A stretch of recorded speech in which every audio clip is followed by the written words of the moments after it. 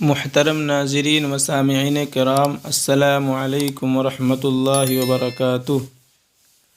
بسم اللہ الرحمن الرحیم۔ حضرت انس بن نضر ایک صحابی تھے جو بدر کی لڑائی میں شریک نہ ہو سکے تھے۔ ان کو اس چیز کا صدمہ تھا، اس پر اپنے نفس کو ملامت کرتے تھے کہ اسلام کی پہلی عظیم الشان لڑائی اور تو اس میں شریک نہ ہو سکا۔ ان کی تمنا تھی کہ کوئی دوسری لڑائی ہو تو حوصلے پورے کروں۔ اتفاق سے احد کی لڑائی پیش آ گئی، جس میں بڑی بہادری اور دلیری سے شریک ہوئے۔ احد کی لڑائی میں اول تو مسلمانوں کو فتح ہوئی، مگر آخر میں ایک غلطی کی وجہ سے مسلمانوں کو شکست ہوئی۔ وہ غلطی یہ تھی کہ حضور اکرم صلی اللہ علیہ وسلم نے کچھ آدمیوں کو ایک خاص جگہ پر مقرر فرمایا تھا کہ تم لوگ جب تک میں نہ کہوں اس جگہ سے نہ ہٹنا، کہ وہاں سے دشمن کے حملہ کرنے کا اندیشہ تھا۔ جب مسلمانوں کو شروع میں فتح ہوئی تو کافروں کو بھاگتا ہوا دیکھ کر یہ لوگ بھی اپنی جگہ سے یہ سمجھ کر بٹ گئے کہ اب جنگ ختم ہو گئی، اس لیے بھاگتے ہوئے کافروں کا پیچھا کیا جائے اور غنیمت کا مال حاصل کیا جائے۔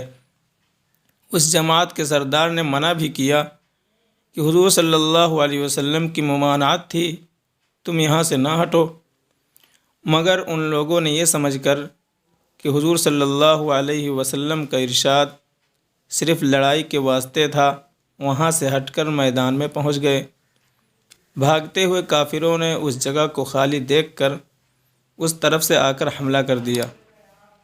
مسلمان بے فکر تھے، اس اچانک بے خبری کے حملے سے مغلوب ہو گئے اور دونوں طرف سے کافروں کے بیچ میں آ گئے، جس کی وجہ سے ادھر ادھر پریشان بھاگ رہے تھے۔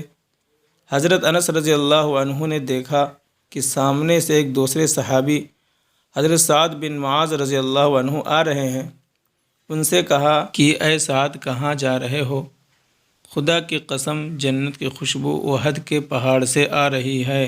یہ کہہ کر تلوار تو ہاتھ میں تھی ہی، کافروں کے ہجوم میں گھس گئے اور شہید ہو گئے۔ شہادت کے بعد ان کے بدن کو دیکھا گیا تو چھلنی ہو گیا تھا۔ 80 سے زیادہ زخم تیر اور تلوار کے بدن پر تھے۔ ان کی بہن نے انگلیوں کے پوروں سے ان کو پہچانا۔ جو لوگ اخلاص اور سچی طلب کے ساتھ اللہ کے کام میں لگ جاتے ہیں، ان کو دنیا ہی میں جنت کا مزہ آنے لگتا ہے۔ حضرت انس رضی اللہ عنہ زندگی ہی میں جنت کی خوشبو سونگھ رہے تھے۔ اگر اخلاص آدمی کے اندر پیدا ہو جائے تو دنیا میں بھی جنت کا مزہ آنے لگتا ہے۔ اللہ تبارک و تعالی ہمیں صحابہ کرام کے طریقے پر چلنے والا بنا دے۔